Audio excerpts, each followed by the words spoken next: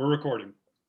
Welcome, everyone. This is a really exciting conversation for Professor Tootle and I because we're loyal to the Republican Party.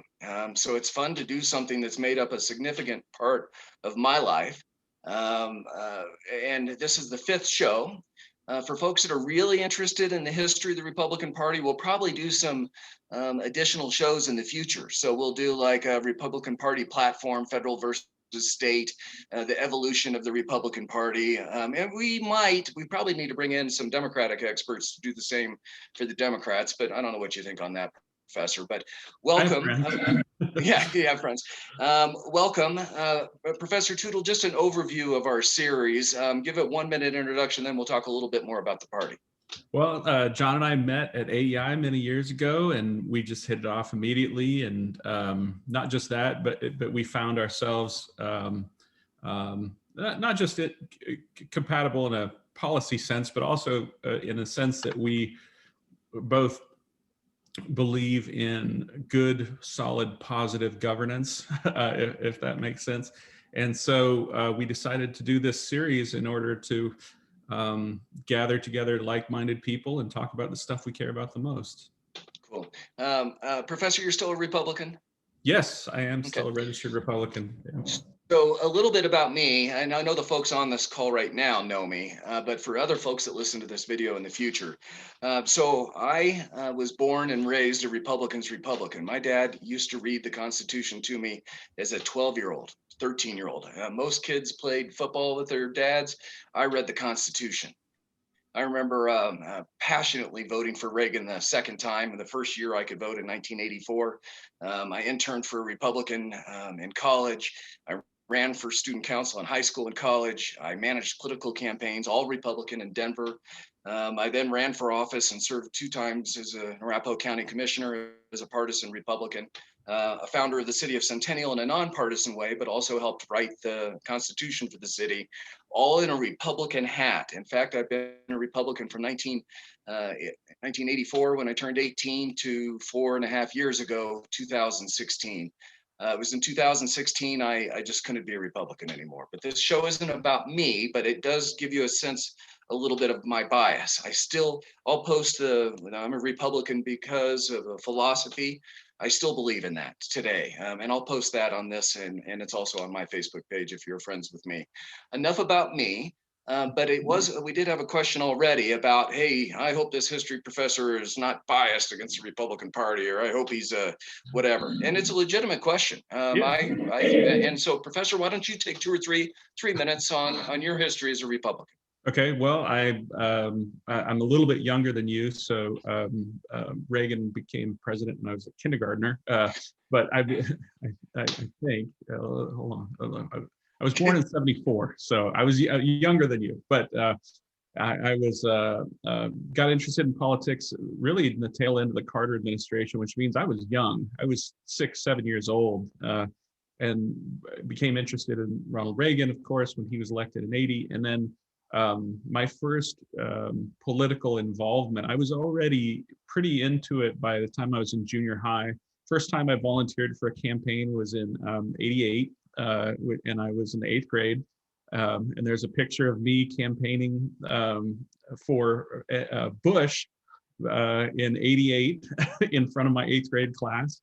Volunteered for the Central Committee all through high school, off and on, just different campaigns around town. When I went away to college from '92 to '96, my bachelor's is in history.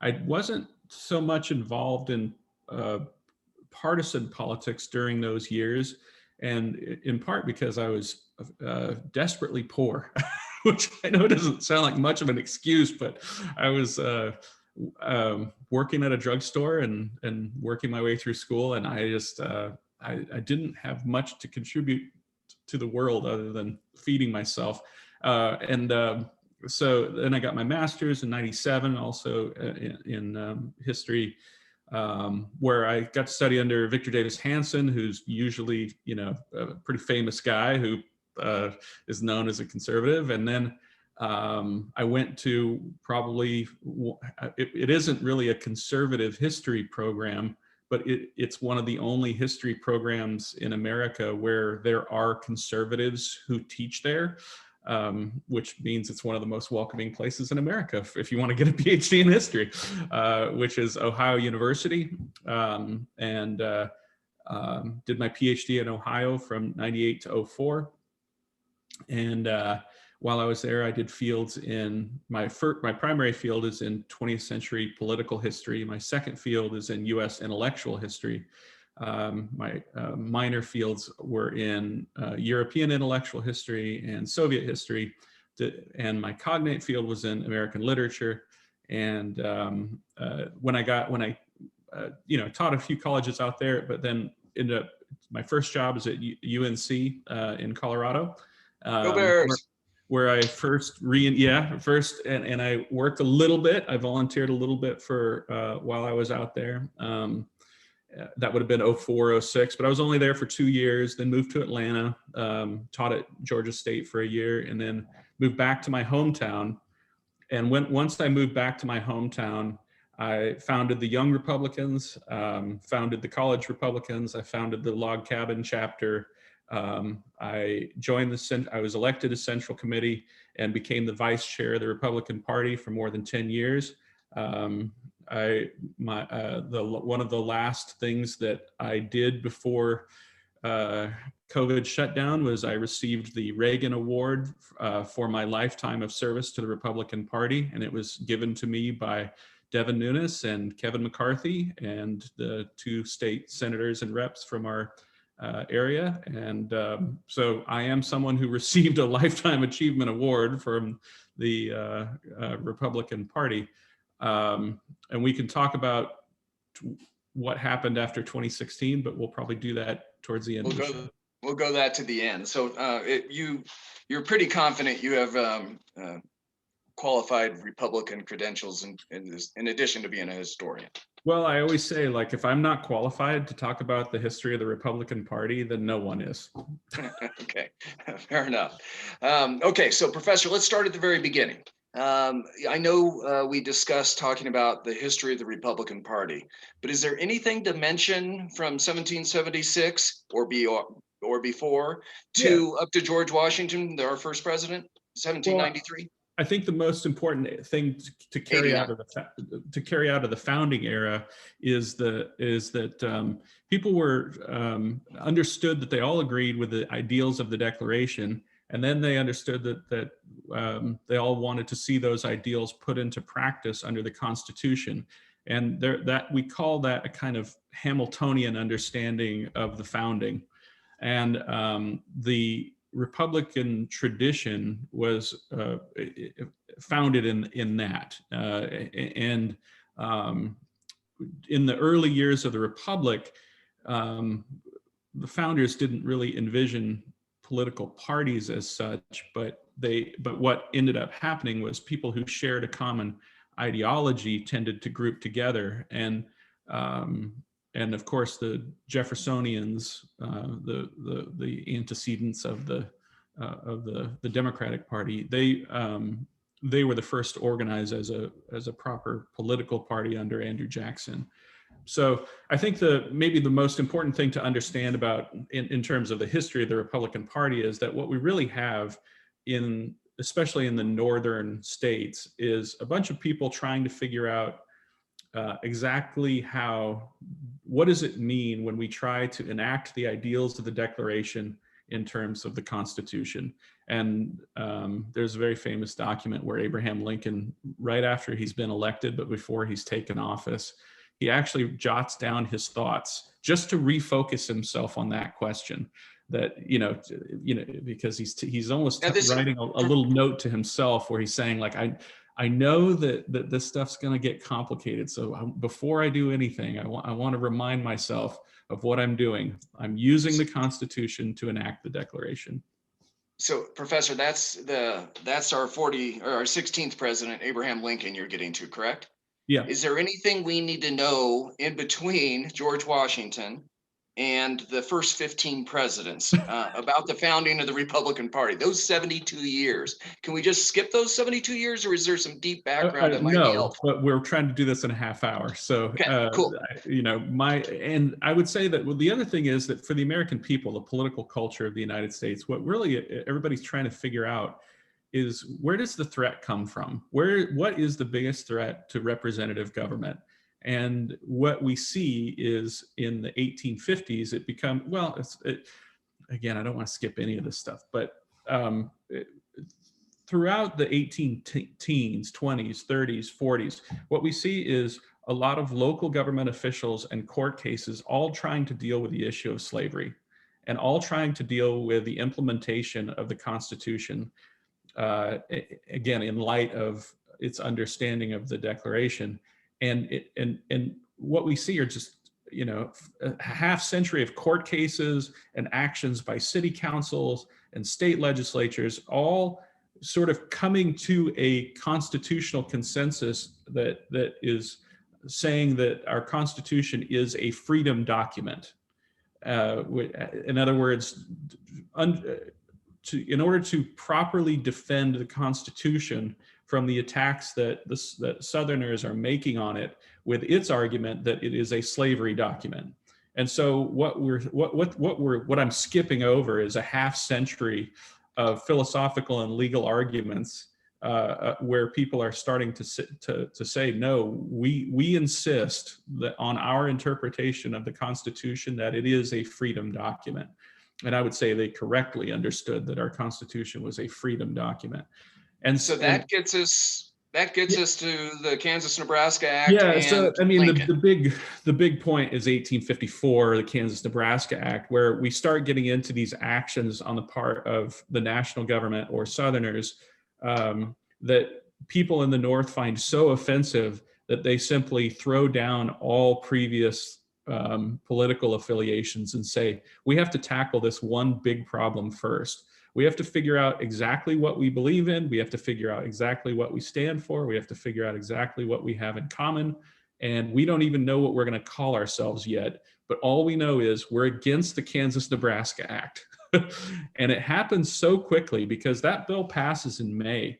And by that fall, and remember, elections didn't used to be on one day, they were held throughout the fall. So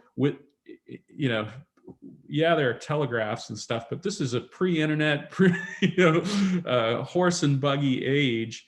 And within months, you have a new political party rising up. And it really is coming from the grassroots. And what I found unique when I first started digging into this era was how common the letters and organizing documents were. And these were coming from small towns all over the North. And they were writing, wait a minute, this isn't what we believe about the Constitution. And they're all writing the same thing, which says a lot about the commonalities of the political culture in the North, where they all had this very specific understanding of the founding and the belief in what the United States was. And when the Kansas Nebraska Act came along, and then other subsequent outrages, what you have is, after the Kansas Nebraska Act, you really have about 40% of Northerners, 40 to 45% of Northerners who are horrified. But then once after 1856, once you start piling on with the Dred Scott decision, bleeding Sumner, bleeding Kansas, and when it seems like the presidency and the Supreme Court have both ruled the political beliefs of Northerners unconstitutional, because that's what the Dred Scott decision said. The Dred Scott decision basically says to everyone, the majority of people in the North, the United States is not what you thought it was. And so you go from being a party where you have 45% of the vote in the North to a party where you have, in some areas, 80, 90% of the vote, but overall 56, 55% of the vote. And which means that Abraham Lincoln is able to win the presidency in 1860 without a single Southern vote. He wasn't even on the ballot in most Southern states. So you've discussed this frequently, in your own Facebook pages, and we've already done a session on race and race relations. As far as the Declaration of Independence, the Constitution, and Abraham Lincoln, the founder of the Republican Party, there's nothing to be embarrassed about. It is all righteous and good and thoughtful. We have a proud history as a Republican Party and proud history as Americans. Any caveats to that?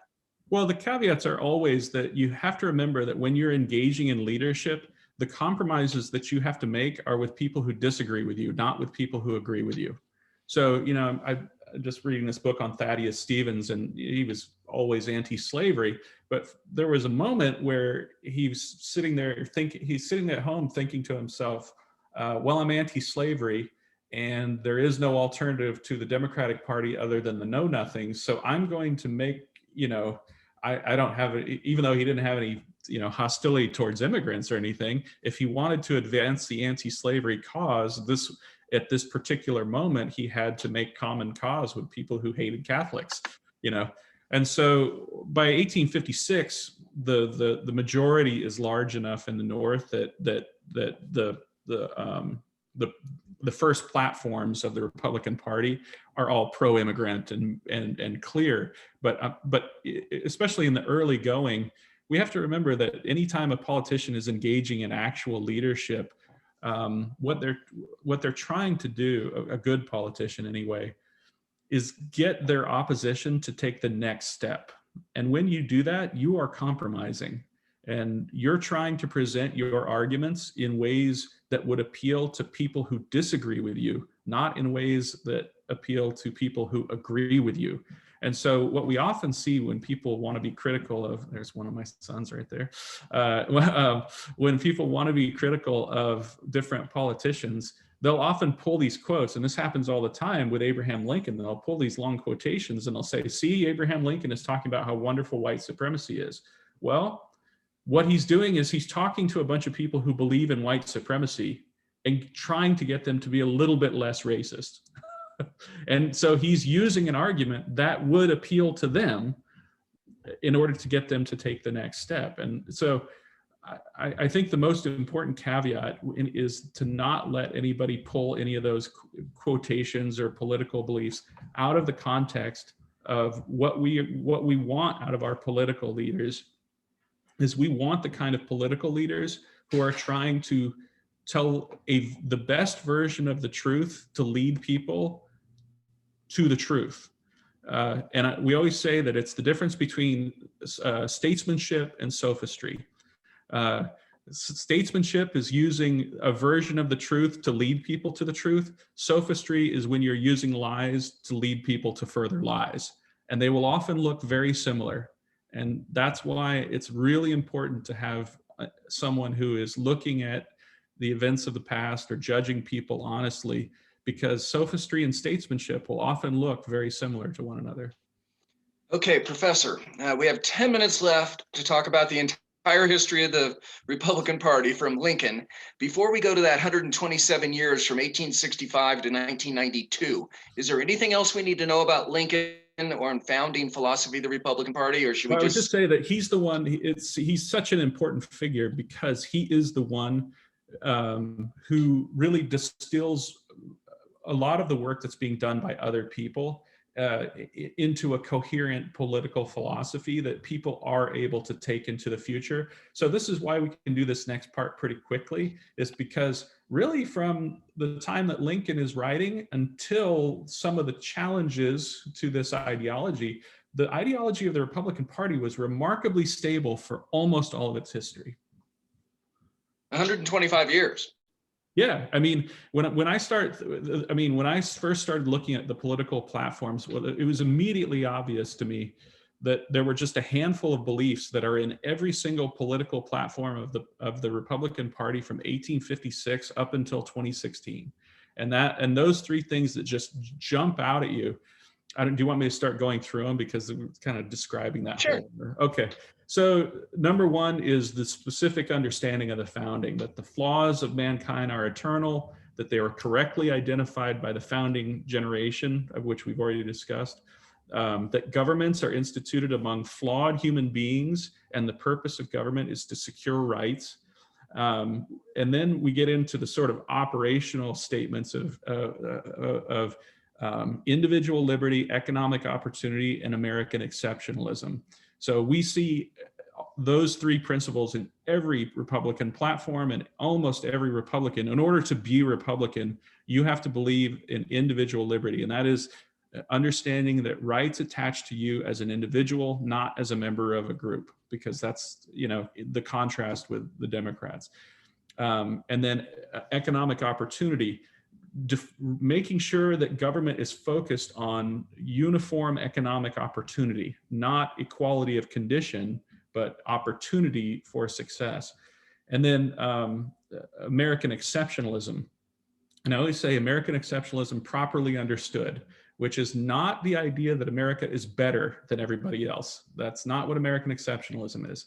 American exceptionalism is the idea that because of our role in the world as the country that first made representative government work, that our first foreign policy obligation is to ensure the success of representative institutions here at home, so that we can be an example for the rest of the world that representative government actually works.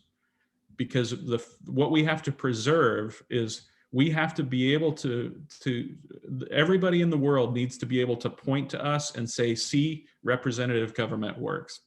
And then there are a couple of other sort of philosophical statements that are maybe a little more, a little fuzzier. But I think if you look into these platforms, you'll see them all. And one is that moderation in making progress towards realizing your principles, again, because of the recognition of the flawed nature of man. And then the role of politics and culture is that politics should reflect culture, but do so slowly. And again, this is in contrast to how Democrats would characterize it, that politics should be shaping culture. And in other words, this it gets into the role of positive and negative liberty, that the basic role of government is to be a liberating is a liberating function. You are going to be free to live a life of your own choosing. And what does that mean? And then the other thing that often gets confused about the Republican Party is, and you'll hear people say this all the time, that the party switched in the 19th and 20th century. It's just not true. They'll say, oh, you know, Republicans used to be the party of big government, and now they're the party of small government, and that's not true. And they'll say that Democrats were the party of small government, and now they're big government. Well, the reason why Democrats were the party of small government is that they were the pro-slavery party. And the big government of the late 19th century was protecting the rights of Black people.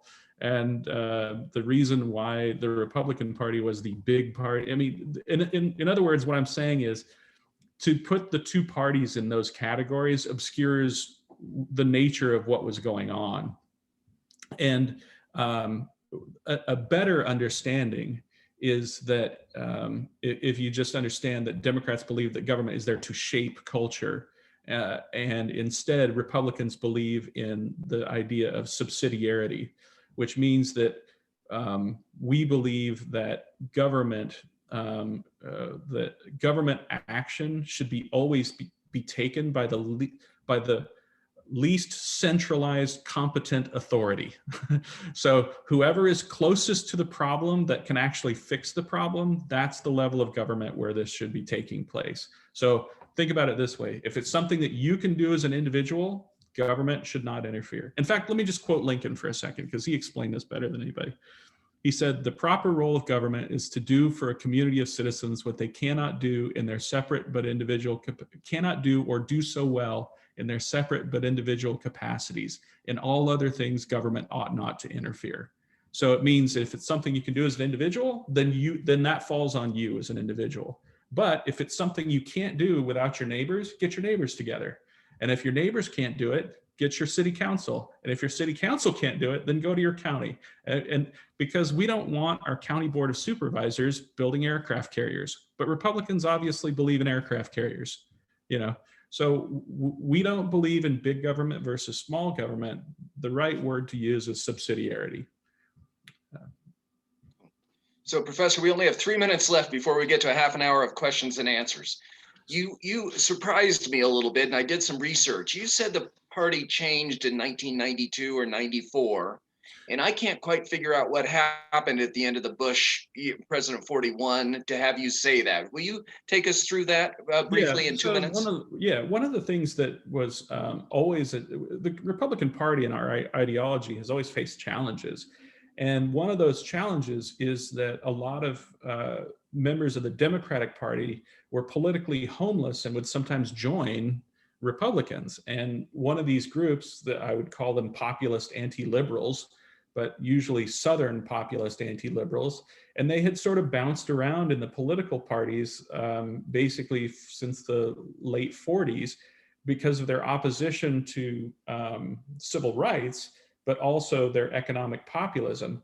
And they don't become, and they are bouncing back and forth between the two political parties between about 1946 and really, actually, let me correct that. Really, I'd say 1948 until 1994. And it's not until 1994 that these populist anti-liberals join the Republican Party and never leave. So that's why I call it the kind of breaking point. Now, it's unclear, nothing is permanent in politics, but now, it's the year 2020, and these populist anti-liberals not only, between 94 and 2016, we would say these populist anti-liberals were a part of the Republican Party, but they never bought into the ideology of the Republican Party. And then what happened in 2016 was, basically the populist anti-liberals, because of the way the primaries were structured, and Donald Trump gets a little bit lucky. Now we have a populist anti-liberal who's not a Republican winning the Republican nomination in 2016.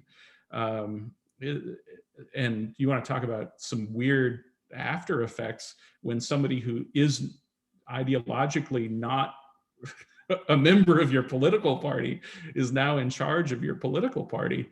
And I would say that what we've experienced from 2016 to the present is just sort of chaos as we're trying to figure out what happens next. Okay, thanks for summarizing too. Do take one quick minute and talk about where we currently are and maybe a projection on what you think the Republican Party is going to be based off our long, rich history. Well, I would say I have great hope for the actual Republicans who are reasserting the older traditional conservative Republican beliefs. In particular, the House members who voted for impeachment, which I believe was one of the strongest statements of conservatism that and political courage and in particular Mitt Romney's leadership in the Senate, people like Ben Sasse, people who are arguing for traditional conservative Republican beliefs.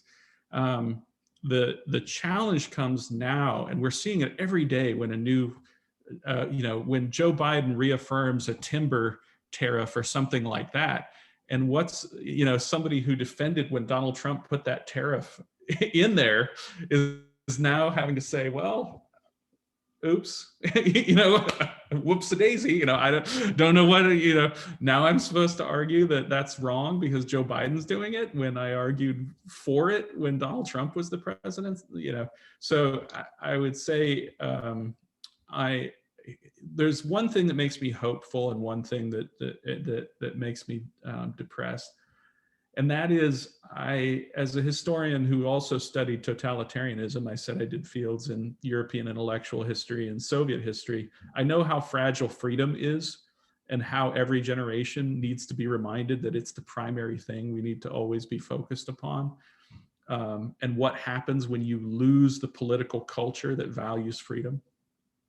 That makes me pessimistic. What makes me optimistic is something that Calvin Coolidge always said, and that is that what we believe in is true, and what we want is a true relation what we want is a true reflection of what human nature actually is. And because we have a representative form of government, several times in our history, the American people have forced their politicians back towards the truth and goodness. And so we do have these examples where people have essentially forced their politicians to be better. And that's what makes me optimistic for the future, is that I still think there are elements of our political culture, and there are still good Americans who are taking time out of their day to participate in an event like that. And as long as we stay focused on truth and goodness, I hope this doesn't sound too hokey, but just saying, like, I know I'm going to get this stuff wrong, but I'm going to keep having as my ideal. I want my political beliefs to be based on the truth. I don't want to lie to myself. So if I'm wrong, correct me. Yeah. And then when you're, it's again, getting back to something Lincoln said, I will adopt new views as soon as they are shown to be true views.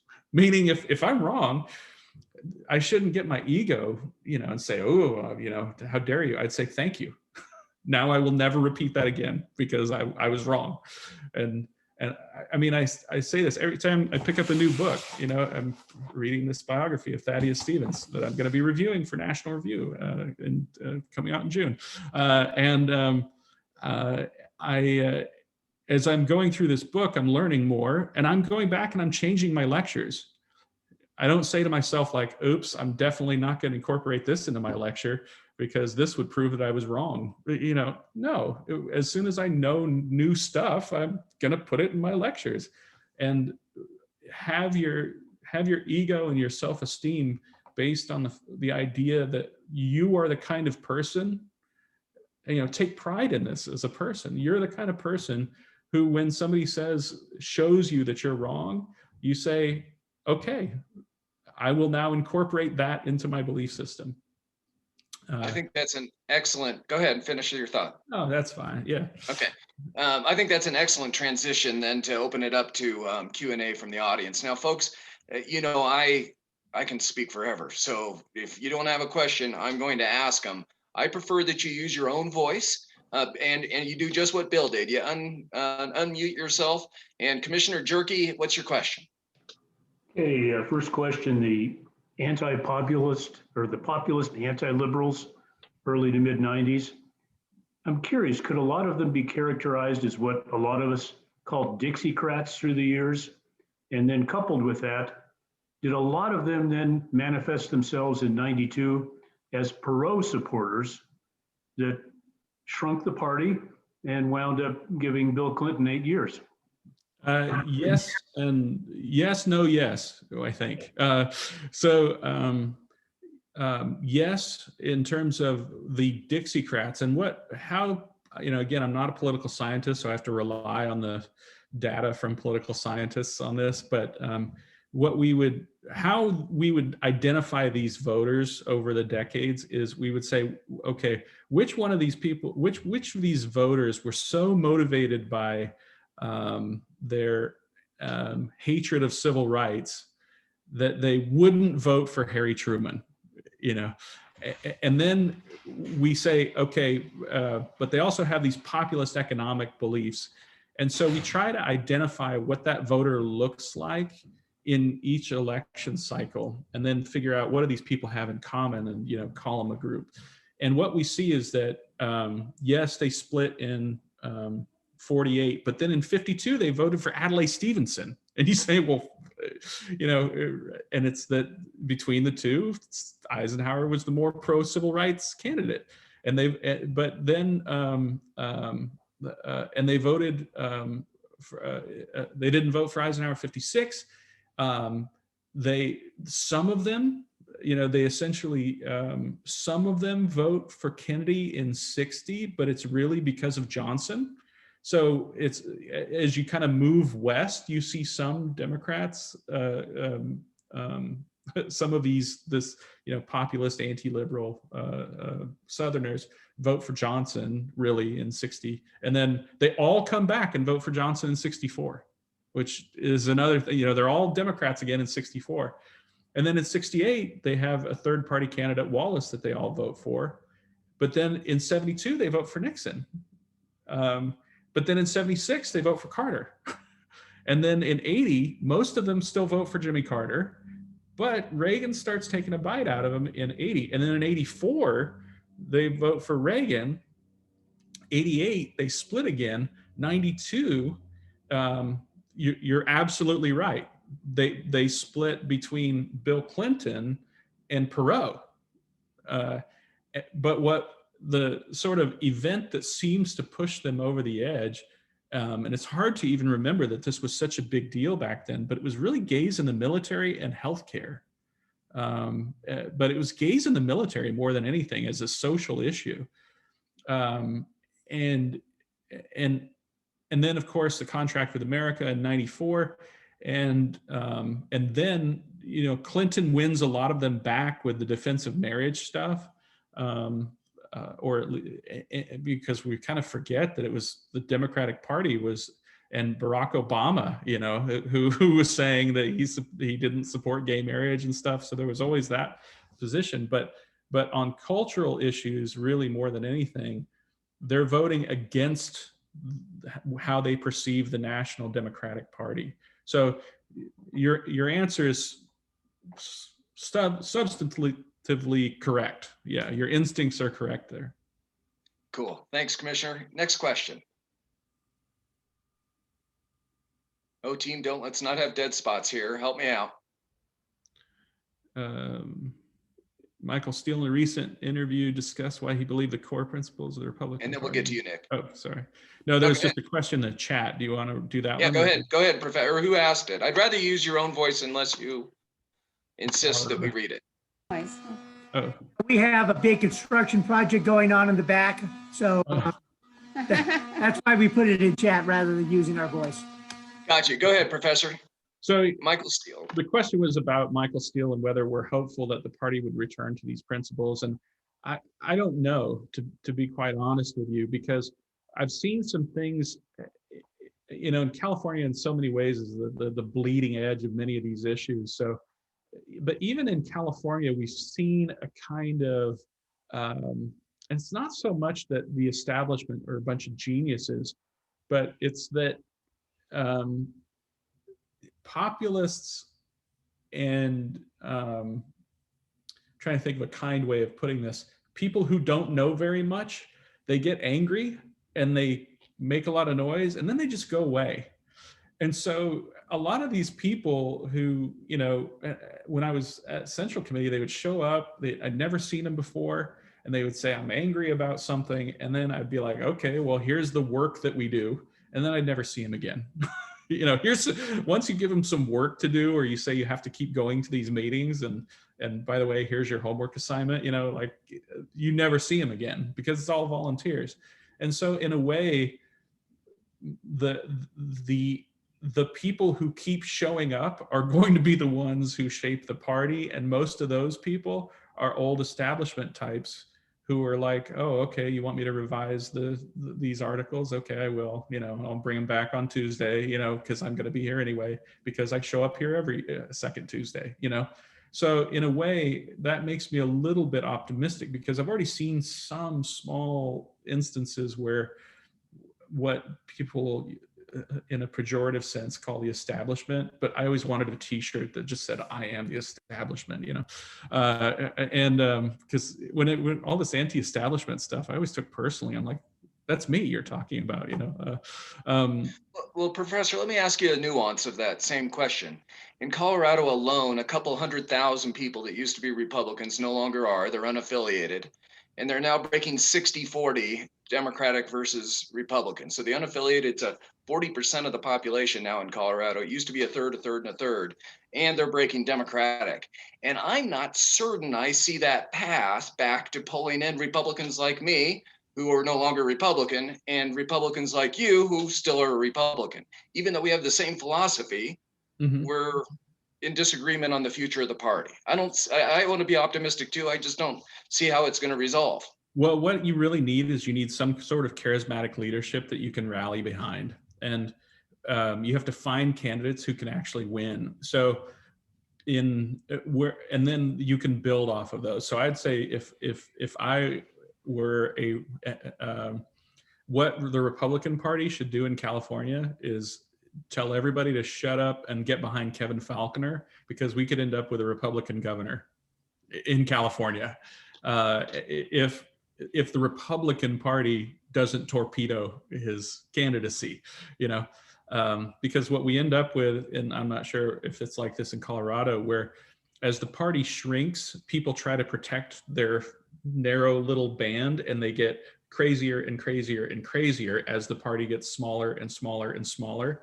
And and normal people are being alienated from politics, and they're sort of casting about saying, well, both parties are saying that they hate me. This party seems to hate me less, so I guess I'm going to vote for the Democratic Party. But philosophically, politically, they're Republicans. They just don't have they just feel like the Republican Party hates them right now.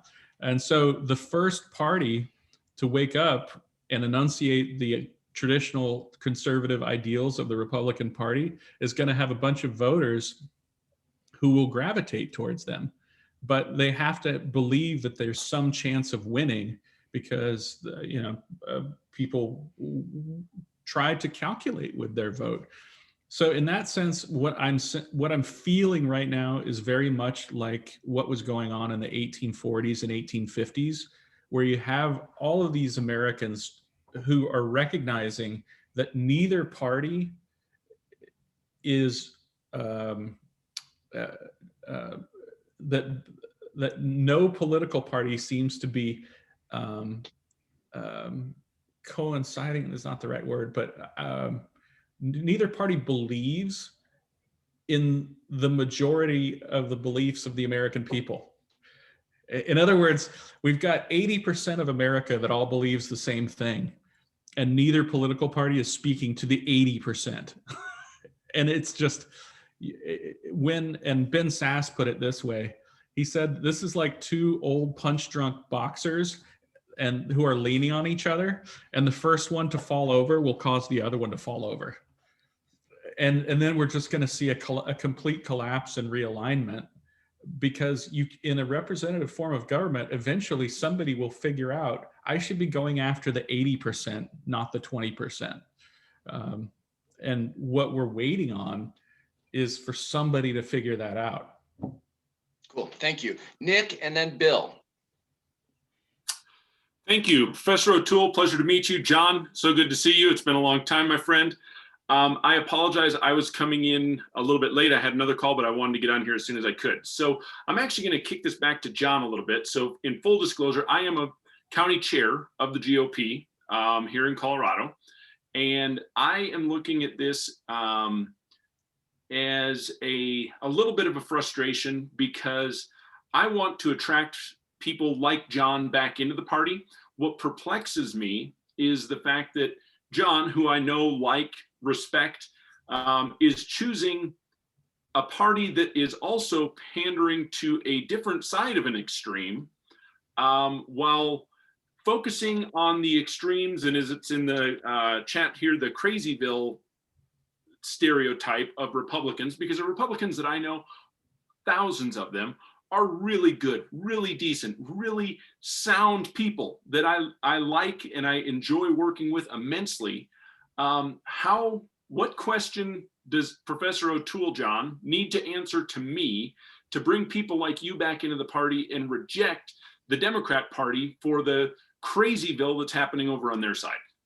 Sure. I want to make sure this isn't focused on me, but since you've asked me, I'll try to give a line. But Professor Tootle, I'd like you to correct me, actually.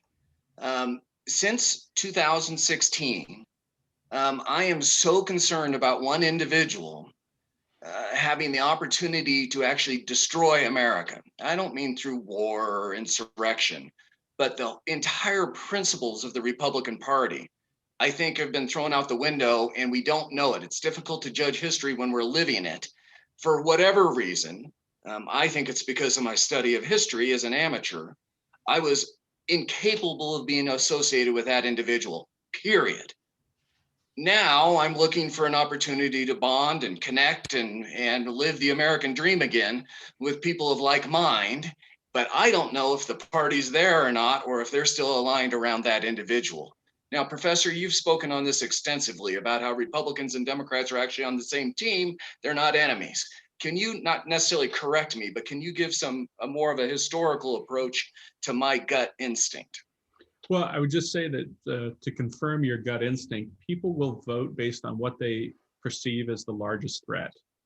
And for traditional Republicans, the 2016 election was, I mean, I remember sitting at home going, what do I do? Because I'm looking at the top of the ticket and I'm seeing two people who are hostile to who want to destroy everything that I believe in Hillary Clinton and Donald Trump. And there's no Republican running for president in 2016. And so I remember this kind of all of the gut-wrenching conversations with Republicans where we're saying like, well, who hates America least? You know, and some of my friends wrote in names. Some of them voted for Hillary Clinton, believe it or not, and some of them voted for Donald Trump on the basis of like, well, let's give it a whirl. Maybe he'll grow into the office. But then between 2016 and 2020, something else happened, and that is that having Donald Trump at the top of the ticket meant that every other elected Republican had to engage in these moral compromises that would undermine their credibility. I can just remember with, you know, almost every national figure, every congressman, every senator, you would get to this point and you would say, well, I guess I can never vote for this guy again because he's just crossed this line that, you know, that I said I could never support, you know, and it doesn't matter if the issue was tariffs or immigration or taxes or foreign policy or the Ukraine or, I mean, I gave the example of, you know, timber subsidies earlier, but it could just as easily be, I mean, think about how easy of a criticism this is now for Democrats to make. Why would any Republican call for the resignation of Andrew Cuomo in New York? Which Republican has the moral authority to call for, you know, to criticize or even criticize the behavior of Cuomo in New York, other than about 12 people, you know, who were consistent in their criticism in all cases. And so this is a very real problem for Republicans because it's the world's easiest argument to make when you say, well, when it mattered, when Donald Trump was president, you voted for the same timber tariffs that Joe Biden voted for. Like what? So you're not somebody who believes in free trade, you know. It's or if you believe in good governance or whatever. I mean, in each of those cases, it becomes very hard for any politician who was any Republican politician who was in elective office between 2016 and 2020. They just had to navigate a minefield, and most of them stepped on a mine within the first few months. Cool. Nick, I know there's much more to talk about that. You're probably not satisfied with either of our answers, but thank you for asking it. And by the way, I will take one more personal privilege and just say that for a 32-year Republican from age 18 to 49, I think you're the first person in the last 4.5 years, sincerely, the first person just now that said, John, I'd like to have you back. Almost all my friends go, yeah, I did it 20 years ago, John. I did it 10 years ago. I did it too. Hey, you outlast. I mean, we're all going unaffiliated. It is a very simple sales. Tell people you want them. I mean, who wants to be told they're a rhino for 20 years? I've been told I was a rhino for 25 Here's the other thing years. I had to put up with for the last 4 years is everybody saying, not just personal attacks, people saying they wanted me fired, complaining to my boss that I had a job because I was a turncoat. The attacks on David Valadao every single day for, and I mean, you want to go look at the comments on anything he does on social media, and all that happens. And I would say this wasn't just like anonymous Facebook posters. I had a former state senator, trying to organize his supporters to try to get me fired, or at least I shouldn't say organize, that takes it too far, but he didn't discourage it, and this is somebody like, and what was my great crime? Adhering to the traditional beliefs of the Republican Party. So if you want people back, you have to say, I'm sorry, I was wrong, and let's be Republicans again. I would love to make one quick comment on that, John, if you get somebody else in here. And I'm desperately trying not to engage in whataboutism, but a lot of the things that you just said there, right? I was in college in the late 90s, and I watched the Clinton years unfold in front of me. And now for the same people who vehemently defended Clinton in the late 90s and in 2016, and for the last 4 years, to be clutching their pearls about how distraught they are over Donald Trump, I guess it grates at me, and it seems disingenuous, and it seems one-sided from a partisan Republican. And again, all my cards are out there. You know where I'm coming from. It feels disingenuous, and it feels like it points in one direction and it doesn't the other. So if I go out and I apologize, rather than being commended for apologizing, which I don't necessarily think is necessarily warranted, that we can get into that later. But what's going to happen is, oh, look what you just did. You knew you were wrong and you still did it. And they're going to drive me into the ground rather than commend me for being magnanimous. And that's a problem. So let me give you one more, and then let's get to other questions. We only have 6 minutes left. I strongly urge everyone to listen to someone who I think is authoritative and persuasive and passionate, and that's Arthur Brooks, the former CEO of AEI. When he says, love your enemies, I actually believe him. And I think that core philosophy of always going back to the default of love and forgiveness is a winning message, because we're all human. And we all sin. We all make mistakes. We all do it. And I'm telling you, I know we're in a temporary blip in society where we all have to hate everybody all the time. I think that's BS. And I think whatever religion or lack thereof you want to go to, it comes back to the same thing. Love your neighbor, do unto others, the golden rule. It transcends every religion and lack thereof. Read Arthur Brooks stuff. And I think that's going to be the winning answer that will bring us back together. Nick, thank you for that. Bill, we only have 5 minutes left. I hope you're not the last question. All right. So, Stephen, a lot of what my question was about, you kind of have addressed in your comments of the last 15 minutes. But let's focus here on bringing Republican. And I'm a Republican that left the Republican Party in August of 2016. Before that, I was a Republican all of my life, right out of college. So, but when you talk about the messaging that could bring people like me back into the fold and bring even Trump reporters, back into the promise of the traditional Republican Party, what would that messaging look like? Because from my perspective, negative campaigning has been elevated to a pitch perfect art form. And, I know Reagan made his impact, by being, relatively, by being clearly against the Democratic Party, but he did it with this kind of a smile on his face. That's the last that I kind of remember of that tone and temperament. You're in the San Joaquin Valley of California. I have family who are ranchers in Chowchilla. Quickly, Bill. Okay. Sorry, quickly. But, well, all right. But they voted for Trump because they were angry.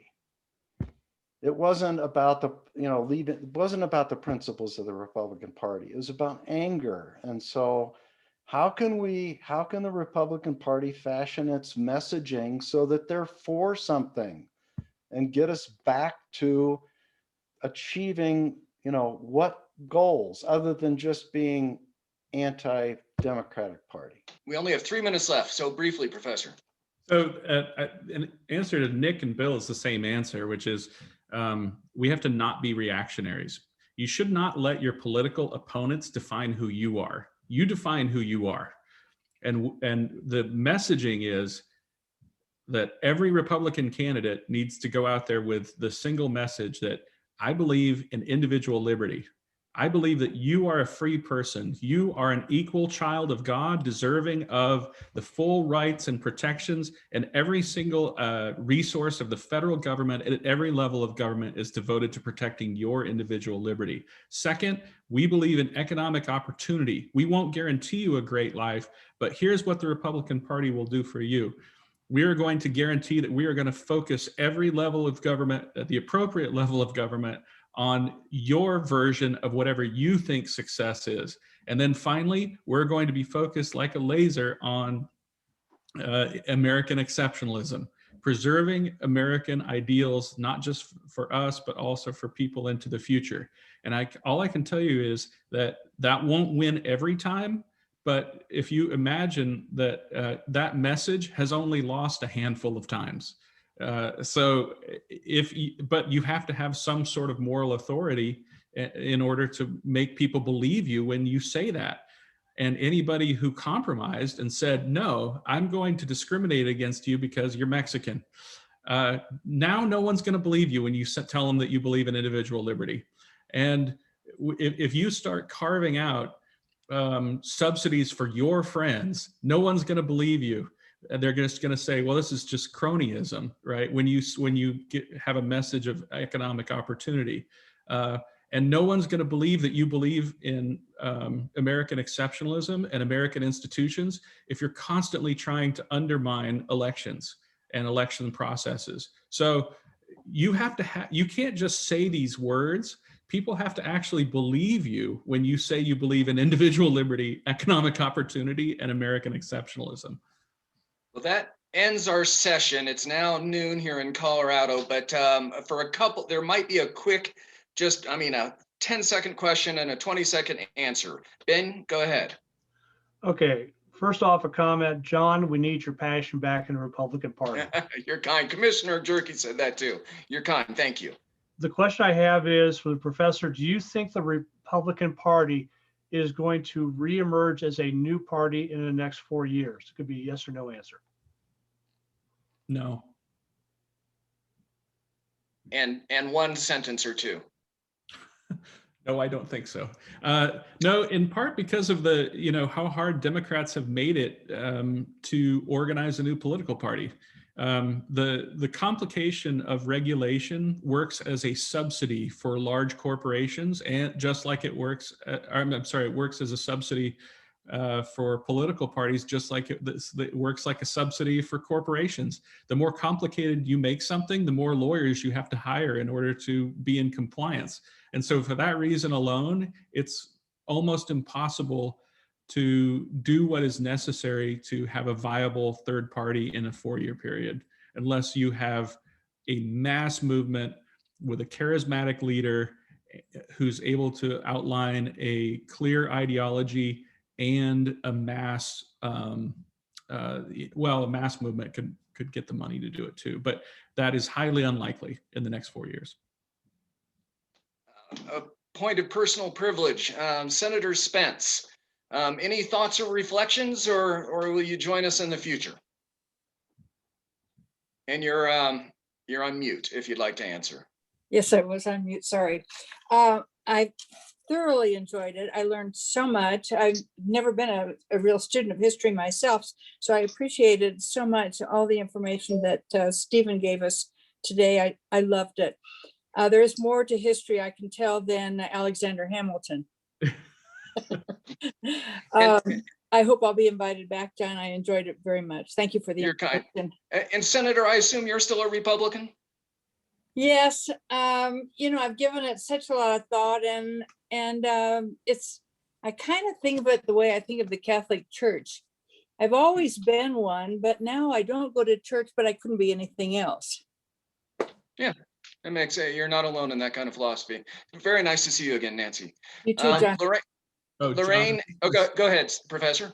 well, I was just going to say, these conversations that I have with my conservative and Republican friends all over the country, we always come back to the same metaphor, which is we're all flipping a coin. And for some people, it comes up as stay Republican. For some people, it comes up, I guess I'm going to vote for a Democrat. And for some people, the coin lands on its side. But we're all outlining and enunciating exactly the same problems. We're just coming back to what is our tolerance level. Are we willing to rejoin a Republican Party? I haven't left, but this is for other people. Am I willing to rejoin a Republican Party that hates me in order to change that? Yeah. So I mean, and I say that as somebody, who spent more than a decade on Central Committee. I was the vice chair of the Republican Party. I was, on a Central Committee for more than a decade, trying to convince people to join. And I was frankly shocked when we stopped doing that. It's a hard message. Join us. We hate you. I don't want to end on that. So Lorraine Anderson, you're one of Colorado's most successful elected officials. Do you have anything? Are you still on with us? Can't tell. Yes, Oh, I go am. ahead, Lorraine. Yes, I Any am. thoughts or reflections or last question for the professor? I don't have a question. I think that the Republican Party has to get rid of the hate in it before I could ever join again. I still have the picture of Donald Trump making fun of a disabled person and all the awful things that he has done. And the Republican Party holds him up there as a god of some sort. So the party has to really change before I could ever go back. Lorraine, you were a 52-year Republican? I joined the party when I was 20 some years old, so it's over 60 years. I'm 85. I remember when the party was inclusive and you could be pro-choice or you could be pro-life. You could be religious or not, and you could be female or you could be male. But I'm telling you, the party totally left. And it was gradual. It just sort of marched down the road. And Donald Trump was the person who said, it is no longer the Republican Party, but my party. And if you don't do as I say, you will no longer have power. I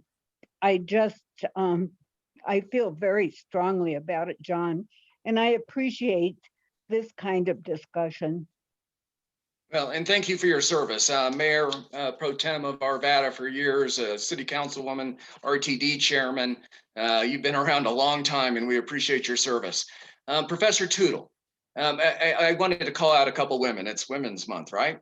So I thank you for that prerogative. Professor Tootle, finish us off with an optimistic, just in 1 minute, finish us off with an optimistic tone or a preview of a couple of our upcoming topics. Well, I don't have the agenda ahead of me, so if you want me to talk about what we're talking about next, you're going to have to do that because I closed that window. But I will say this, that in my years of service, what always struck me was that serving in politics made me less cynical, not more cynical.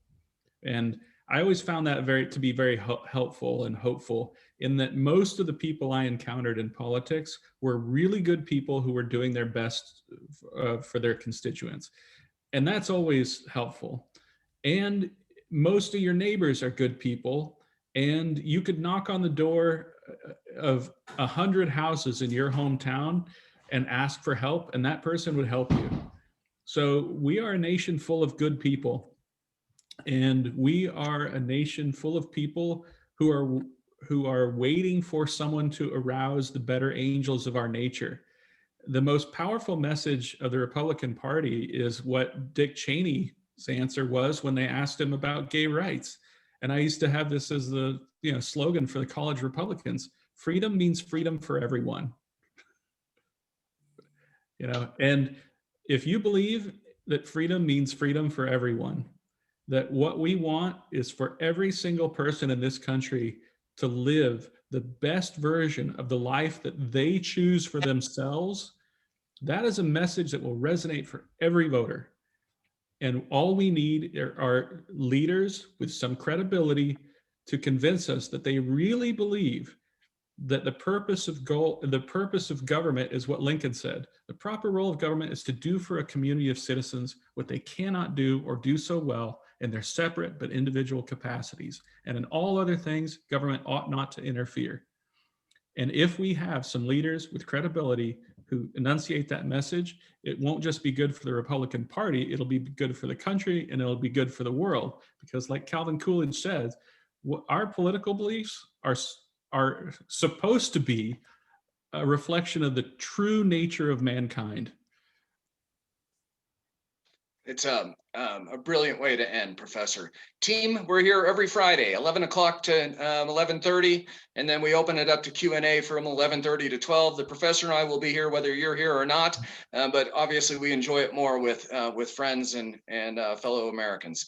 Thank you for your time, everyone. Hope you have a great day, and hope to see you next Friday.